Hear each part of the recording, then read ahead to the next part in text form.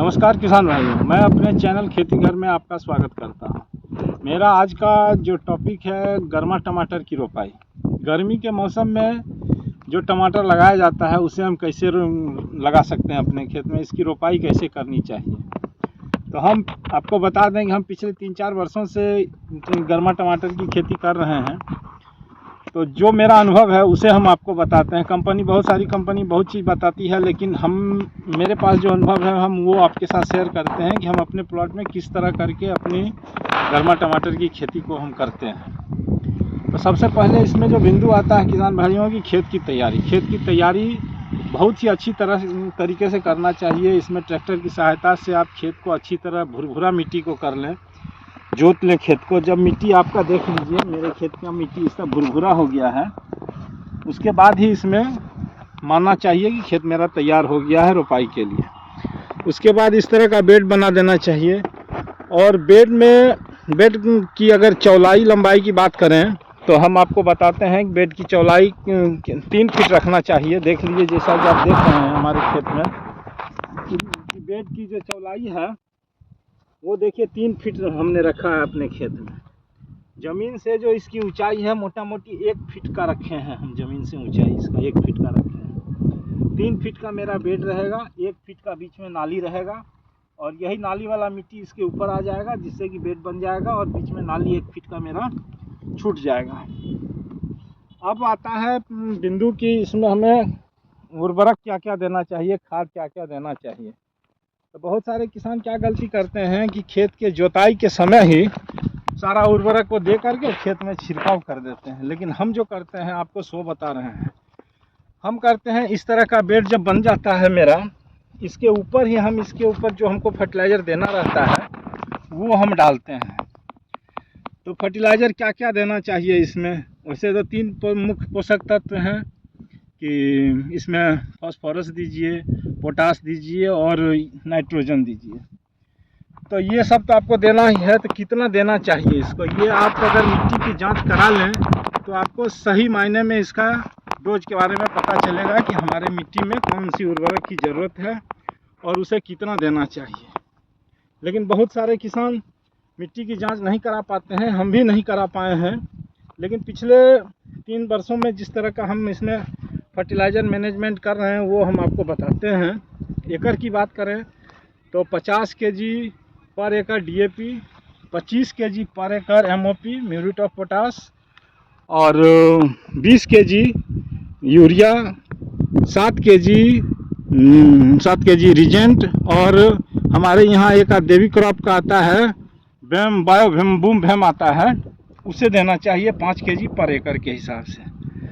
वैम बहुत सारी कंपनी का आता है, तो आपको जो अपने यहाँ अच्छा लगे वो उस कंपनी का आप दे सकते हैं। लेकिन हम जो अपने खेत में देते हैं वो आपको बता रहे हैं।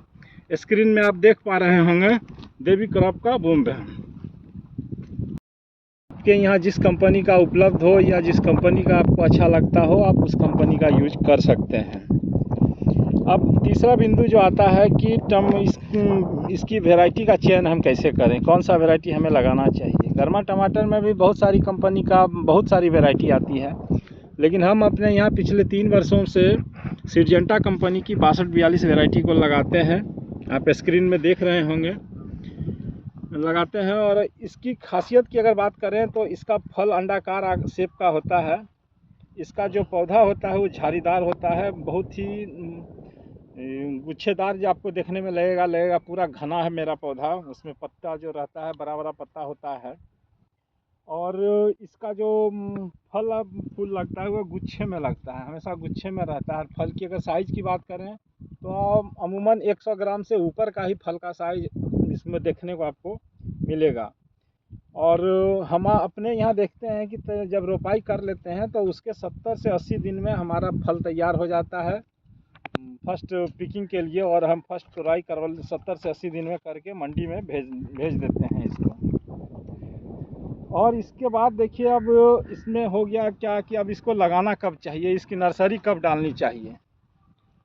तो कंपनी बताती है आप इसका नवंबर से ही बिचरी गिरा सकते हैं, नवंबर से लेके फरवरी तक। लेकिन हम अपने यहाँ इसको करते हैं 25 दिसंबर को हम इसका नर्सरी डाले थे अपने यहाँ, और आज 26 जनवरी है और हम इसकी रोपाई अपने खेत में 24 जनवरी को ही किए थे। लगभग 1 महीने का मेरा ये प्लांट है जो आप देख रहे हैं। देख लीजिए, मेरा प्लांट 1 महीने का है। ठंड का मौसम रहता है तो थोड़ा इसमें वृद्धि करने में थोड़ा समय लगता है, अंकुरण लेने में, इसीलिए 1 महीना समय लग जाता है। नहीं तो 20 से 25 दिन में बिचरी तैयार हो जाता है। हमारा जो नर्सरी आप देख रहे हैं इसे हम खुद तैयार करते हैं प्रो ट्रे की सहायता से ही अपने यहाँ।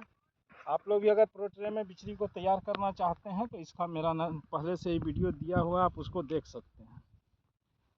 और जब मेरा बेड तैयार हो जाता है तो उसके बाद हम ड्रिप लाइन को बिछा देते हैं।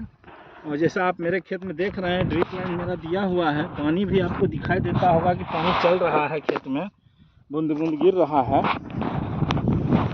पौधे के जड़ के पास ही गिर रहा है। देख लीजिए, ड्रिप के फायदे यही सब होते हैं। और इसके बाद इसकी दूरी की जो बात करते हैं तो पौधे से पौधे की दूरी देख लीजिए हमारे खेत में 1.5 फीट का है। और लाइन से लाइन की दूरी की बात करें तो 4 फीट पे लाइन से लाइन बना हुआ है इसका।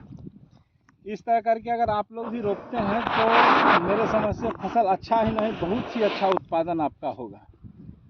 और इसमें उर्वरक प्रबंधन के लिए छोटा सा आपको एक बता दें कि इसमें 30 से 35 दिन का जब मेरा पौधा हो जाता है उस समय कॉम्प्लेक्स 25 kg पर एकड़, कैल्शियम 20 kg पर एकड़ और यूरिया 20 kg पर एकड़ देना चाहिए। फिर फूल आने की अवस्था में देना चाहिए और फल के विकास के समय भी देना चाहिए। और जब 1-2 तोड़ाई कर लें उस समय भी उर्वरक का प्रबंधन करना चाहिए। और बीच में इसमें पेस्ट मैनेजमेंट के लिए आपको कुछ पेस्टिसाइड का स्प्रे करना होगा, कुछ फंगिसाइड का भी स्प्रे करना पड़ेगा। और अगर इस तरह से आप सारा चीज़ का प्रबंधन करते हैं तो मेरा अपना जो विश्वास है, जो हम अपना खेत में अपने खेत से जो फसल लेते हैं वो काफ़ी अच्छा उत्पादन देता है। तो आप लोग अगर इस तरह करके खेती करते हैं तो मुझे पूरा विश्वास है कि आप लोगों को भी इसका फ़ायदा होगा। जी धन्यवाद।